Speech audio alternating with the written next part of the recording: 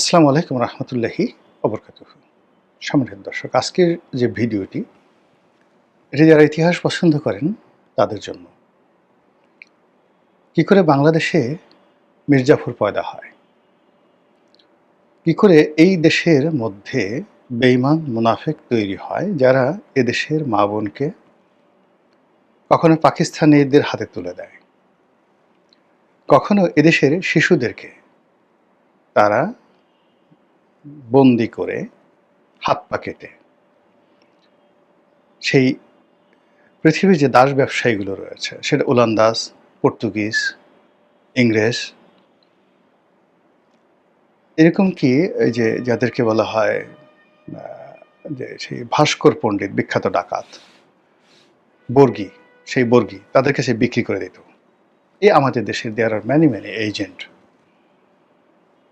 এখন আমাদের দেশের বহু মানুষ আছে যারা আদম পাচারের সাথে জড়িত। এদেশের অনেক শিশুদেরকে তারা পাচার করে।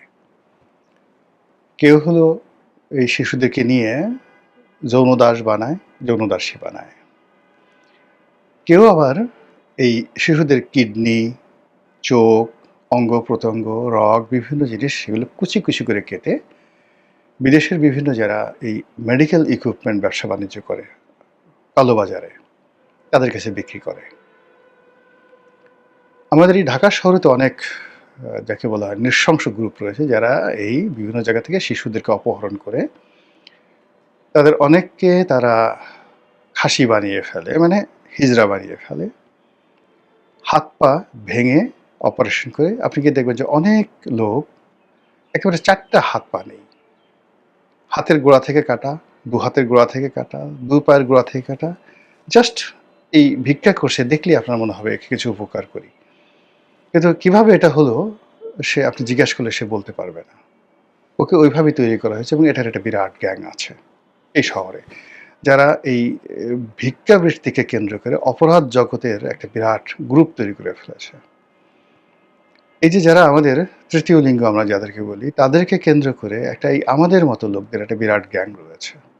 ভদ্রবেশী, হয়তো দেখবেন যে ধর্মকর্ম করে, কিন্তু তাদের কাজই হলো এরকম তৃতীয় লিঙ্গের লোক তৈরি করা, লালন করা, পালন করা, তাদের মাধ্যমে সন্ত্রাস তৈরি করে একটা অপরাধ জগৎ গড়ে তোলে। এই মানুষগুলো একেবারে সবাই আমাদের সমাজে বসবাস করা এক শ্রেণীর দুর্বৃত্ত। আর এই দুর্বৃত্তদের মধ্যে যাদের রাজনৈতিক ক্ষমতার বেশি, যাদের রাজনৈতিক কোয়ালিটি রয়েছে, রাজনীতির যাকে বলা হয় নেতৃত্বে দেওয়ার কোয়ালিটি রয়েছে, but in a bad sense. নেতৃত্বে দুটো রয়েছে, একটা হলো ইতিবাচক আর একটা হলো নেতিবাচক। যুদ্ধের ময়দানে মোহনলাল যেভাবে আছে, মির্জাফরও তো আছে, মীরমদন যেভাবে আছে, শিমফ্রে যেভাবে আছে, ওইভাবে বেঈমান মুনাফেক আর অনেক জেনারেল আপনার হাতে থাকবে। মীরমদন, মীর কাসিম, এরাও কিন্তু অনেক বড় বেঈমান ছিলেন মুক্তিযুদ্ধের, এই মানে পলাশির যুদ্ধের ইতিহাসে। মীর কাসিম তো যাই হোক, এনিওয়ে, আমাদের এই বাংলাদেশের যে স্বাধীনতা, সার্বভৌমত্ব, এই সার্বভৌমত্ব বিভিন্ন সময় কখনো আমেরিকার কাছে, কখনো রাশিয়ার কাছে, কখনো চীনের কাছে, কখনো ভারতের কাছে, এইভাবে বস্তা বন্দি করে এই বাংলাদেশের হাত পা লুলা করে, বাংলাদেশকে পঙ্গু করে, বাংলাদেশের একেবারে সর্বস্ব লুট করে, এটিকে একটা জড় পদার্থ বানিয়ে, মূল্যহীন একটা জিনিস বানিয়ে বস্তায় ভরে এই বাংলার অনেক কুলাঙ্গার রয়েছে, যে কুলাঙ্গাররা ব্যাগ ভর্তি করে নিয়ে দিল্লিতে ঘুরে বেড়ায়। এখনো, আগেও, হাজার বছরের ইতিহাসে ঘুরে বেড়ায়, কিনো কেনো কেনো। অনেকে এই যে নব্য শক্তি, এখানে দিল্লি আমাদের কাছে পুরনো শক্তি 1000 বছরের, তারপরে শক্তি হিসেবে ধরুন আসলো লন্ডন, মানে ইংল্যান্ড। সেখানেও এরকম আমাদের দালাল ফড়িয়ার অভাব হয়নি। এরপর আমরা বিক্রি করেছি জাপানের কাছে দ্বিতীয় বিশ্বযুদ্ধের সময়, আমাদের এই বাংলা। ভারতের কাছে বিক্রি করেছি, পাকিস্তানের কাছে বিক্রি করেছি, জাপানের কাছে বিক্রি করেছি, এমনকি একটা সময় মায়ানমারের কাছে আমাদের এই দেশ বিক্রি করার জন্য দালালরা এভাবে ঘুরেছে, বেঈমানরা, মুনাফিকরা ঘুরেছে। এই কাহিনীগুলো ধারাবাহিকভাবে বলবো এবং এতে করে আপনি বুঝতে পারবেন যে আমাদের দেশ নিয়ে আসলে এখন কি হচ্ছে। আপনি যদি আজ থেকে ১,০০০ বছর আগে ধরেন, অর্থাৎ ২০২৬ সন আর ১,০২৬ সন কেমন ছিল আমাদের এই দেশটা? আজকের যে গুজরাট, এই যে নরেন্দ্র মোদীর বাড়ি, এখানে একটা বিশাল সাম্রাজ্য গঠিত হয়েছিল দক্ষিণ ভারতে, চৌল সাম্রাজ্য। চৌল সম্রাট রাজেন্দ্র, তিনি সেই দক্ষিণ ভারত থেকে ছুটে এসেছিলেন আমাদের এই এলাকা দখল করার জন্য। এই প্রথম দক্ষিণ ভারতের কোনো সম্রাট আমাদের এই জায়গায় এলেন, অর্থাৎ এই বাংলা, বিহার, উড়িষ্যাতে এলেন। কেন এসেছিলেন জানেন? এই যে এটাকে বলা হয় আমাদের উপমহাদেশের একমাত্র পানি যুদ্ধ, পানি নিয়ে যুদ্ধ। অর্থাৎ এই যে গঙ্গার যে প্রবাহ, এই প্রবাহটাকে তিনি ফিরিয়ে দিতে চাচ্ছিলেন অন্যদিকে। তো এটাকে যদি গঙ্গার এই প্রবাহটাকে তাকে ফিরিয়ে দিতে হয়, তাহলে এই জায়গাতে রাজনৈতিক শক্তি অর্জন করা দরকার। এজন্য সেই ১,০২৪ এবং ১,০২৫ সনে তিনি এই মাঝামাঝি সময়ের মধ্যে বাংলা, বিহার, উড়িষ্যার এই অঞ্চল অধিকার করেছিলেন চোল সম্রাট রাজেন্দ্র। তো তার আগের ইতিহাস কি? তার আগের ইতিহাস শশাঙ্ক, তার আগের ইতিহাস পাল বংশ, এবং পাল বংশের পতনের পর সেন বংশ। এরপরে বিভিন্ন সময় আমাদের দেশে ইখতিয়ার উদ্দিন মোহাম্মদ বিন বখতিয়ার খলজির পর আমাদের এখানে যে রাজত্বগুলো চলেছে, সুলতানি আমল চলেছে, আমরা পুরো সময়টাই দিল্লির অধীনস্থ ছিলাম। আর তার আগে এখানে সামন্ত রাজারা কাজ করতেন। কিন্তু অবাক করা ব্যাপার হলো যে আজ আমরা যে বাঙালি জাতীয়তা বলি বা বাঙালি জাতীয়তাবাদ বলি বা বাংলাদেশের জাতীয়তাবাদ বলি, এটা কিন্তু গঠিত হয়নি। মানে এটা কোনো জাতিসত্তা আমাদের হাজার বছরের ইতিহাসে গঠিত হয়নি। এখানে একটা গাঙ্গেয় বদ্বীপ, সেই বদ্বীপে যারা এসেছেন তারা সবাই বিভিন্ন এলাকা থেকে উদ্বাস্ত, টিকতে পারেননি। এখানে এসছেন, বন জঙ্গলে বসবাস করেছেন এবং তাদের রক্তের মধ্যে হীনমন্যতা, অসভ্যতা, চুরি, ডাকাতি, রাহাজানি এই জিনিসগুলো ছিল। যেভাবে আসছে এখানে, মানে আমাদের এই যে জনগোষ্ঠী, সেখানে আপনাকে দ্রাবিড় সংস্কৃতিতে যেতে হবে। এটাকে আপনাকে বুঝতে হলে দ্রাবিড় সংস্কৃতিতে যেতে হবে। তো সেখান থেকে আসলো, ফলে আমরা কোনো জাতি গঠন করতে পারিনি, এমনকি কোনো গোত্র গঠন করতে পারিনি। ভারতের, পাকিস্তানের বিভিন্ন এলাকাতে বড় বড় বিখ্যাত গোত্র আছে, কিন্তু আমরা কোনো জাতীয় গঠন করতে পারিনি, কোনো গোত্র গঠন করতে পারিনি, ফলে কোনো জাতীয়তাবাদও তৈরি হয়নি। এমনকি ভাষা, আমরা কোনো ভাষাও গঠন করতে পারিনি। আমাদের যে ভাষা, এই বাংলা ভাষা, এটা ধীরে ধীরে ধীরে ধীরে গড়ে উঠেছে। এটা আরাকান রাজসভাতে কবি আলাউলের জমানাতে সপ্তদশ শতাব্দীতে। এর আগ পর্যন্ত কোনো বাংলাই ছিল না। এই সংস্কৃতিতে কিছু শব্দ বিভিন্নভাবে, এই যে আমরা বাংলা যে কথা বলি, বাংলাকে নিয়ে আমাদের যে জাতীয়তাবাদ, এটা ১৯৫২ সনে তৈরি হয়েছে ভাষা আন্দোলনের মাধ্যমে। এর আগে বাংলা কেন্দ্রিক যা কিছু আছে কোনো জাতীয়তাবাদ তৈরি হয়নি। তো বুঝতে পারছেন আমাদের ভিত্তিটা, মৌল ভিত্তিটা কত দুর্বল। এই যে এখন বাংলাদেশি জাতীয়তাবাদ বলা হয়, বাংলা জাতীয়তাবাদ বলা হয়, ইট ওয়াজ নেভার হ্যাপেন্ড বিফোর 1971। মানে ৭১ সনের আগে এই জাতীয়তাবাদই ছিল না। যখন মুক্তিযুদ্ধ হয়ে গেল, তখন যারা আমাদের জ্ঞানীগুণী, তখন তারা বললেন যে আমাদের একটা জাতীয়তাবাদ দরকার। ভূখণ্ড তো পেলাম, সেই জাতীয়তাবাদটা কি হবে? বাংলা হবে, বাঙালি জাতীয়তাবাদ হবে। আবার যখন জিয়াউর রহমান সাহেব এলেন, তিনি বললেন যে না, বাংলা জাতীয়তাবাদ তো হলে সেটা সেই বাংলা, বিহার, উড়িষ্যা হয়ে যায়, আসামের বাংলা হয়ে যায়, ত্রিপুরার বাংলা হয়ে যায়, তারপরে পশ্চিমবঙ্গের বাংলা হয়, যেটা নিয়ে একটা ঝামেলা হবে। ফলে বাংলাদেশি জাতীয়তাবাদ দুটোরই কিন্তু যুক্তি আছে। কিন্তু এটা কিন্তু খুব তড়িঘড়ি করে করা হয়েছিল বিফোর 1971। আমাদের এই জাতীয়তাবোধই জাগ্রত হয়নি। আমাদের শুধু রাজনৈতিক অধিকার চেয়েছি, আমরা স্বায়ত্তশাসন চেয়েছি। কিন্তু একটা ভাষার ভিত্তিতে একটা রাষ্ট্রের ভিত্তিতে একটা জাতীয়তাবাদ, এটা যদি আপনাকে বুঝতে হয়, তাহলে আপনাকে অ্যাংলো স্যাক্সন, যেটা ইংল্যান্ডে যে জাতীয়তাবাদ গড়ে উঠেছিল, সেটা বুঝতে হবে। আপনাকে বুঝতে হবে যে রেড ইন্ডিয়ান জাতীয়তাবাদ। আপনাকে বুঝতে হবে প্যান আরব জাতীয়তাবাদ। আপনাকে বুঝতে হবে চৈনিক জাতীয়তাবাদ। আপনাকে বুঝতে হবে পার্সিয়ান জাতীয়তাবাদ, অ্যাংলো ইউরোপিয়ান জাতীয়তাবাদ বুঝতে হবে। আদারওয়াইজ আপনি বাংলা এবং বাংলাদেশি জাতীয়তাবাদ গড়তে পারবেন না। মহাত্মা গান্ধী যখন এলেন, তখন তিনি প্রথম যেটা করতে পেরেছিলেন সেটা হলো ভারতীয় জাতীয়বাদ, দ্য ইন্ডিয়ান ন্যাশনালিজম। অথচ ভারতবর্ষের ইতিহাসে ভারত যে শব্দটি, এই শব্দটিকে ধারণ করে ইন্ডিয়ান ন্যাশনালিজম বা ভারতীয় জাতীয়তাবাদ, এটা ভারতের 5,000 বছরের ইতিহাসে তৈরি করতে পারেনি। যেটা মহাত্মা গান্ধীকে কেন ফাদার অব দ্য নেশন বলা হয়, তিনি প্রথম এই 5,000 বছরের ইতিহাসে ভারতকে একটা ন্যাশনালিজমে দাঁড় করিয়েছেন। তার প্রেক্ষিতে স্বাধীনতা যুদ্ধ হয়েছে, স্বাধীনতা লাভ হয়েছে, স্বাধীনতার আন্দোলন হয়েছে, what ever maybe, he is the father of nation.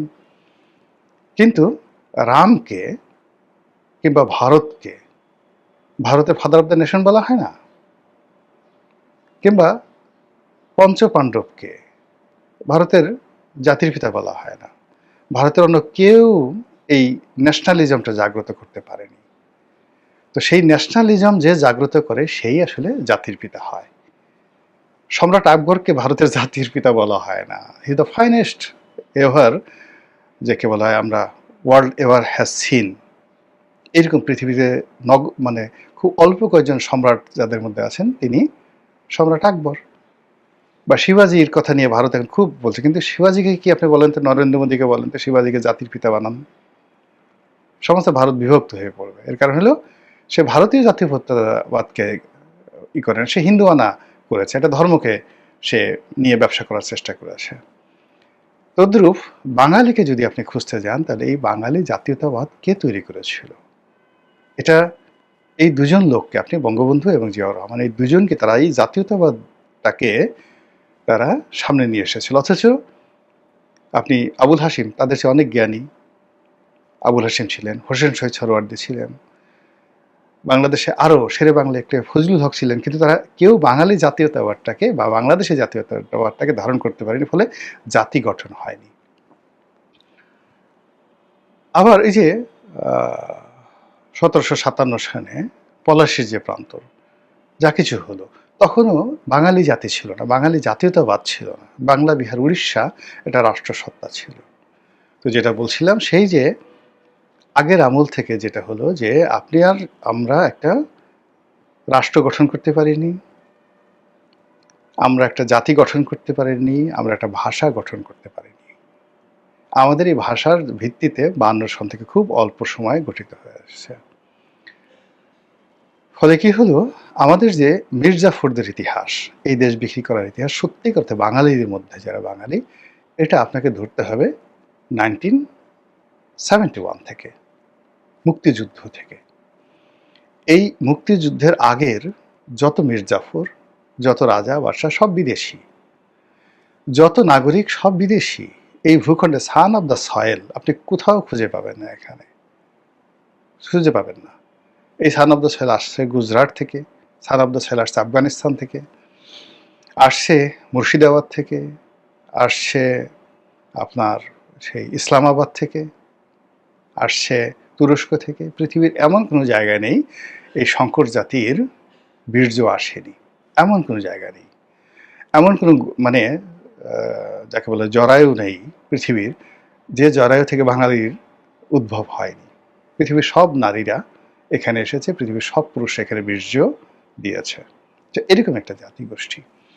এই জাতিগোষ্ঠী যখন একটা ফরমেশনের রাষ্ট্রে আসলো, প্রথম রাষ্ট্র বঙ্গবন্ধুর নেতৃত্বে হলো, এই জন্য he is the father of the nation. তিনি একটা জাতীয়তাবাদের স্রষ্টা, তিনি একটা জাতির স্রষ্টা, তিনি একটা রাষ্ট্রের স্রষ্টা। ৩ টা জিনিস কিন্তু একজনের ভাগ্যে ঘটে না। মানে আপনি একটা রাষ্ট্র তিনি উদ্যোগ নিলেন। তারই নেতৃত্বে একটা রাষ্ট্র হলো, তার নেতৃত্বে একটা জাতীয়তাবাদ হলো। তিনি একটা ভাষার ভিত্তিতে, একক একটা ভাষার ভিত্তিতে একটা রাষ্ট্রসত্তার জন্ম দিলেন। এটা একটা অসাধারণ ইউনিক। আপনি এটা কাউকে পাবেন না, তার সমপর্যায়ের কাউকে পাবেন না। তো এগুলো বাদ দিয়ে আমি যেটা বলছি যে সেই ৭১-এ যখন যুদ্ধ হলো, একটা গ্রুপ এই দেশটাকে পাকিস্তানের কাছে বিক্রি করতে চাইলো। তা আগেও তারা বিক্রি করতে চাইলো, কিন্তু ৭১-এ যখন যুদ্ধের সময়, তখন এই যুদ্ধের সময় যখন আমরা ঘুরছি ফিরছি, ওই সময়টাতে যারা এই দেশকে পাকিস্তানের কাছে বিক্রি করতে চেয়েছে, সেটা রাজাকার, আলবদর, আশামস কিংবা খন্দকার মুশতাক গং, যারা মুক্তিযোদ্ধাদের মধ্যে লুকিয়েছিলেন, তাদের মতো পাপিষ্ট পাষণ্ড এই পৃথিবীর কোনো ইতিহাসে পাবেন না। আচ্ছা, এরপরে যে গ্রুপটি স্বাধীনতার পরে দিল্লির কাছে আমাদের স্বাধীনতা বিক্রি করতে চেয়েছিল, আওয়ামী লীগের যে অংশটি বিক্রি করতে চেয়েছিল, তারাও এই মির্জাফরের স্রষ্টা, ফাদার অব দ্য মির্জাফর বাংলাদেশে। এরপরে জিয়াউর রহমানের জমানা এলো, ওই সময়টাতে একটা অংশ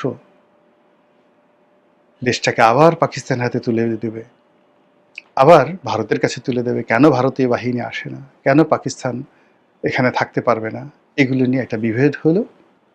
ফলে জাতি গঠন আর যে প্রক্রিয়াটা শুরু হয়েছিল ৭১-এর মুক্তিযুদ্ধের মাধ্যমে, সেই জাতি আর গঠন হলো না, ভাষাটাও আর গঠন হলো না, জাতীয়তাবাদও গঠন হলো না, এবং টিল নাও এখন পর্যন্ত সেইভাবেই চলছে। আমরা এখনও মনে করছি যে আমাদের আরবি শেখা দরকার, উর্দু শেখা দরকার, তারপর আমাদের ইংরেজি শেখা দরকার, ফ্রেঞ্চ শেখা দরকার, স্প্যানিশ শেখা দরকার, হিন্দি শেখা দরকার, কিন্তু বাংলাটা যে খুব ভালো করে শেখা দরকার, এটা আমাদের কেউ বলছে না। আমাদের রাজনীতিবিদদেরকে আপনি যদি নির্ভুলভাবে ২ লাইন বাংলা লিখতে বলেন, বলতে বলেন, বাংলা ব্যাকরণ বলতে বলেন, তাদের রক্তবমি হয়ে যাবে।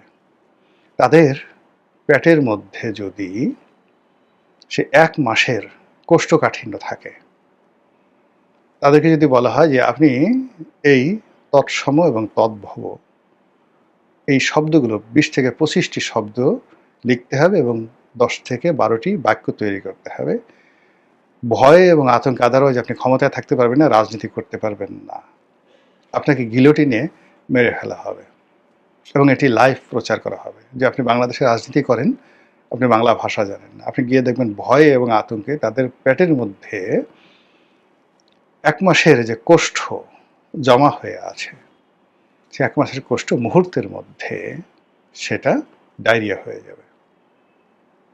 এই হলো বাংলা ভাষা। ইতিহাস বলতে বলেন, তারা সবকিছু তাদের মুখ দিয়ে বের হবে, কিন্তু ইতিহাস বের হবে না। ইতিহাস ছাড়া তো রাজনীতি হয় না। বুঝতে হলে আপনাকে ইতিহাস জানতে হবে। আর এই ইতিহাস না জানার কারণে কি হচ্ছে, মানুষ ক্ষমতা পাওয়ার সঙ্গে সঙ্গে ঈমান হারিয়ে ফেলে। মানুষ ক্ষমতা পাওয়ার সঙ্গে সঙ্গে মীর জাফর, জগৎ শেঠ, রায়দুল্লভ হওয়ার জন্য পাগল হয়ে যায়। একটা ছোট্ট উদাহরণ দেই। জেলখানাতে মানে অনেক ঘটনা ঘটে। আমাকে একদিন তারেক রহমান সাহেবের খুব ঘনিষ্ঠ বন্ধু গিয়াসউদ্দিন আল মামুন, তিনি বলছিলেন এই কাহিনী। তো আমি যে রুমে ছিলাম সেই রুমটিতে একসময় সালমান এফ রহমান সাহেব ছিলেন, তারপর প্রয়াত নাসিম সাহেবও ছিলেন, সালাউদ্দিন কাদের চৌধুরী সাহেব যে রুমটাতে ছিলেন কাশিমপুর কারাগারে, আমি ঠিক সেই রুমটাতে ছিলাম। তো সালমান এফ রহমান সাহেব সম্পর্কে গিয়াসউদ্দিন আল মামুনের যে বক্তব্য, তিনি বললেন যে তিনি জেলখানায় ঢুকে 1/11-এর সময় ভীষণ রকম অনুতপ্ত ছিলেন এবং তিনি সারাক্ষণ কান্নাকাটি করতেন, নামাজ পড়তেন আর তওবা করতেন এবং বলতেন যে তিনি যদি বের হতে পারেন আর বের হয়ে তিনি আর এই কাজ করবেন না। কিন্তু যখন তিনি বের হলেন, আওয়ামী লীগ ক্ষমতায় এলো, তার অতীতের সমস্ত রেকর্ড ব্রেক করে তিনি অপকর্ম শুরু করলেন। আল্লাহ যে তাকে নিয়ামত দিয়েছে সেই নিয়ামতটা অস্বীকার করলেন। তো এই যে দেখেন, মানুষ যখন ক্ষমতা পায় তখনই সে জগৎ শেঠ হতে চায়। খুব দ্রুত সে টাকা উপার্জন করতে চায় ক্ষমতাকে ব্যবহার করে। আর এখান থেকে তার মির্জাফরি শুরু হয়। শেখ হাসিনার যে পতন, সেই পতনের মধ্যে দেখেন একটা গ্রুপ তাকে দিল্লির দিকে নিয়ে যেত।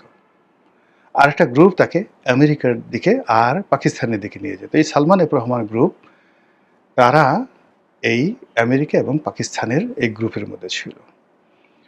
সরকারের যে সমস্ত গুরুত্বপূর্ণ যে কাজকর্মগুলো রয়েছে, সেই কাজকর্মগুলো মুহূর্তের মধ্যে শেখ হাসিনার এই মুহূর্তের যে গোপনীয় কথাবার্তা, এই যারা মার্কিন ডিপ স্টেটের এজেন্ট সরকারের মধ্যে ছিল, তারা ইসলামাবাদে পৌঁছে দিত, আইএসআইকে পৌঁছে দিত এবং আমেরিকাকে পৌঁছে দিত। এমনকি এই যে হেলিকপ্টারের শেষ মুহূর্তের ঘটনাও কিন্তু তারা জানত।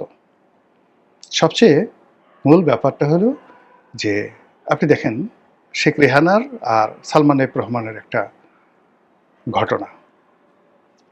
যদি র পাকিস্তানি র শেষ মুহূর্তে অর্থাৎ ৬ ঘন্টা আগে তারা যদি শেখ হাসিনাকে পিক আপ না করত, এই যে তাকে যেখান থেকে নেওয়া হবে, এই ঘটনাটা মার্কিন ডিপ স্টেটের যারা লোকজন শেখ হাসিনার মধ্যে ছিল, যারা গণভবনের নিরাপত্তা দায়িত্বে ছিল, যারা শেখ হাসিনার আশেপাশে ছিল, তাদেরকে ভারতীয় র জানতে দেয়নি। যদি জানতে পারত তাহলে ওখানে শেখ হাসিনা শেখ রেহানাকে পাড়িয়ে মারত এবং তার লাশ গণভবনের সামনে ঝুলিয়ে রাখা হতো। মার্কিন ডিপ স্টেটের এই মির্জাফররা শেখ হাসিনার কাছাকাছি ছিল। ইনুস, ডাক্তার ইনুস বা অন্য যারা আছে তাদেরকে দোষ দিয়ে লাভ নেই, শেখ হাসিনার আশেপাশে ছিল। এবং সেটার প্রমাণ হলো যখন শেখ হাসিনা চলে গেছে, উড়ে গেছে, এই ডিপ স্টেটের এজেন্টদের অনেক কথা, অনেক বক্তব্য এখন ফাঁস হয়ে গেছে। দে ওয়ার সারপ্রাইজ, কিভাবে গেল? দে ওয়ার সারপ্রাইজ যে তাই নাকি ওখান থেকে হেলিকপ্টারে যাওয়া হবে, মানে দে ওয়ার সারপ্রাইজ। কারা কারা সারপ্রাইজ হয়েছে, কারা কারা এই ঘটনা জানছে, আপনি একটু জানলেই বুঝতে পারবেন। ওই দেশটিকে শেষ মুহূর্তে আগস্ট মাসের 5 তারিখে আমেরিকার কাছে বিক্রি করার জন্য কারা কারা ডালা হাতে ঘুরেছিল, কারা কারা সেই কাজগুলো করেছিল, এরাই মানে পলাশির যে প্রান্তরের যে মির্জাফর, সেই মির্জাফরের বংশধর, সেই মির্জাফরের কপি। এবং আগামীতে এই যে এখন যারা রাষ্ট্র ক্ষমতা পরিচালনা করছেন, এই রাষ্ট্র ক্ষমতার আগে ইনুসের যে পতন হয়েছে, এই ইনুসের পতন হয়েছে তার দলের মধ্যে থাকা মির্জাফর, তার কাছে কাছে থাকা কিচেন ক্যাবিনেটে থাকা মির্জাফর। আবার এখন বর্তমানে যে তারেক রহমান সাহেব আছেন, তাকেও জানতে হবে যে কি করে বঙ্গবন্ধুর ক্যাবিনেটে থেকে, কি করে জিয়াউর রহমানের ক্যাবিনেটে থেকে, এরশাদের ক্যাবিনেটে থেকে, কিচেন ক্যাবিনেটে থেকে একেবারে তাদেরকে জেলখানায় ঢুকানো, তাদেরকে মৃত্যুর আজরাইলের হাতে তুলে দেওয়া, ওই পুরো আয়োজন করে তারপরে তারা ক্ষান্ত হয়েছে। একইভাবে বর্তমান যারা আছেন তাদের মধ্য থেকে যদি তারেক রহমান সাহেব মির্জাফর চিনতে না পারেন, তাহলে অতীতের মতো তাকেও নির্মম পরিণতি ভোগ করতে হবে। আর অ্যাটলিস্ট যদি তার দেশি বিদেশি বন্ধু থাকে, শেষ মুহূর্তে 6 ঘন্টা আগে হইলেও তাকে উদ্ধার করতে পারবে। History repeat itself. ইতিহাস বারবার শুধু ঘুরে আসে, ফিরে আসে এবং এইভাবে ঘটনা ঘটতে থাকে। মহান আল্লাহ আমাদের সবাইকে হেদায়েত দান করুন এবং হেফাজত করুন। আসসালামু আলাইকুম ওয়া রাহমাতুল্লাহি ওয়া বারাকাতুহু।